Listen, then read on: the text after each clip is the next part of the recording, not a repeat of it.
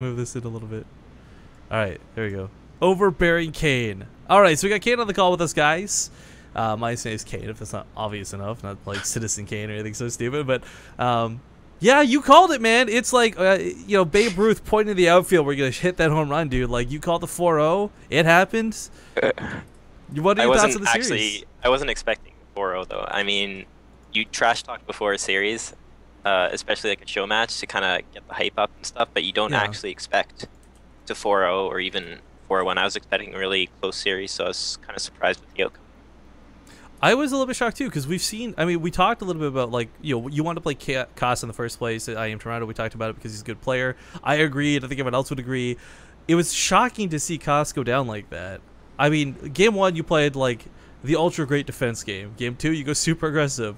Game 3 was kind of in the air. That was a bit awkward. I gotta ask, were you planning to do roach bailing from the get-go, or was that just Koss holding that really well? I saw that he went CC first, and I know that he likes to go 3CC off of that build, like really, really, really greedy. So I was going to roach bait him, but he metagamed pretty well and called it. But he moved out with the tanks too early, so he didn't have any Marines kind of to go with the tank, so it kind of just got crushed. And then from there, I had a lead. I had a bad engagement, and then it kind of went in his favor again. He got his 4th up and killed my 4th. But I still had Hive Tech, so I had Ultra's 3-3 upgrades on the way. And then I took another good engagement that kind of sealed the game for me. If I gotta be honest, like game 3, like that was the sort of game I expected to see throughout the whole series, like the back and forthness of it all, right? Like there was no point where you were just like a move win, lol. Like there's the Infestors, the Broodlords. Like I loved how that went to the late game too, of every aspect of both T and Z. So I was just a little bit bummed out that it didn't quite go to game 7 or anything like that. We didn't get all games like King Sejong, but damn if that wasn't my favorite match to watch today. So yeah, big congrats on winning that one. Thanks for casting. Yeah, thanks for putting it on. Oh, well, thank you for playing. We couldn't do it without you guys either. So of course, I've got a couple of questions, Rifkin. Go for it. Go for it. All right. So yeah, it was a nice recovery. Like Cass threw away his tanks in that game 3, but I mean, still, I think the supplies were like relatively even, despite like even before you killed the siege tanks, like you were still doing pretty well in macro. So that was kind of impressive, man. It was a good job. But I have a question. In that game, like it's a pretty good swarm host map, right? Rifkin talked about the fact that you have been practicing it a little bit, maybe. Yeah. I was expecting to go swarm host almost every game actually, but yeah, I decided to go ultras instead of swarm host because it was like a really fast-paced game, and I knew that he had opened up tanks, so I thought he was going to keep making tanks. And swarm hosts are pretty hard to maneuver versus tanks. Like the siege tanks just kind of kill the locusts, and the Marines move forward. So I decided to go ultras, but he ended up going Thors and stuff anyway. So I think I could have made swarm host work, but it would have been a little bit harder.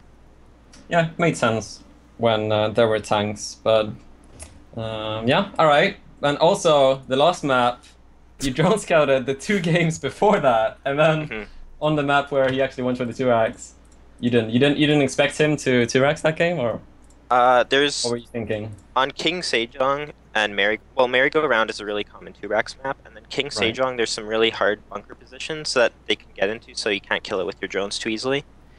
But on Overgrowth, there's really no positions like that, to be honest. And also, you get a lot of minerals really early. Like on King Sejong, your hatch usually goes down between 206 and 209. And on Overgrowth, your hatch goes down between like 204 and 206, so it's a little bit earlier. So I thought that I'd be able to defend with like, because 2 seconds actually makes a huge difference during a 2-rack. So I thought I'd be able to defend no matter what on Overgrowth. That is actually never really thought about that. Yeah, I just figured like my assumption was like, this is the 2-racks map, right? Like, is there any map you've been 2-racks on more than Overgrowth? Like King Sejong.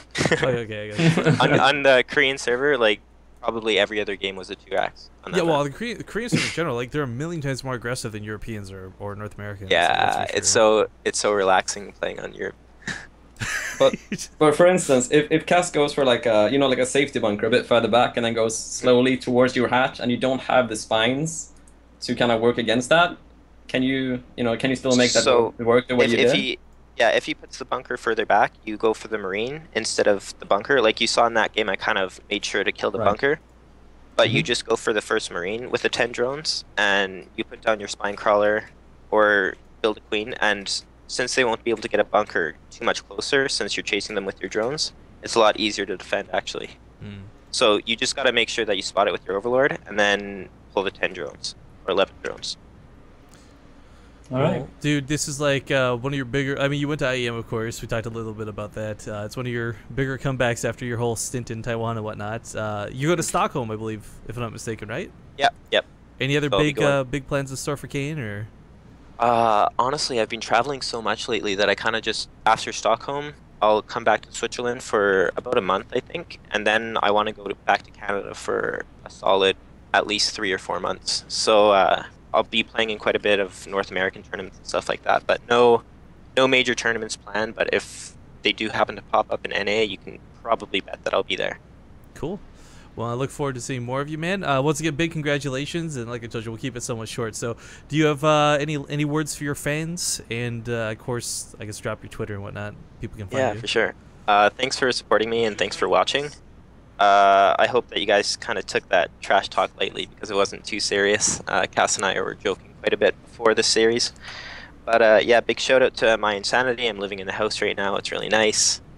Big shout out to Logitech and Bison, or Bison, however you say it. And yeah, big thanks to you guys again for casting and putting on the show match. All right, cool. Yeah, my Insanity house is reading about those darn lights at night are just so bright. I guess keeps everyone in the house awake. Poor pig. Yeah, he was tweeting about that last night. I had to go turn it off. All right. Well, thanks again, Kane, for joining us at the show match, man. Namshar and I are going to say our goodbyes. We, of course, got a couple raffles to still do, so stream's not finished yet, but all the show match and the interview stuff is. So once again, big shout out, congratulations, and thank you to Kane. Thank you. All right, so Namshar.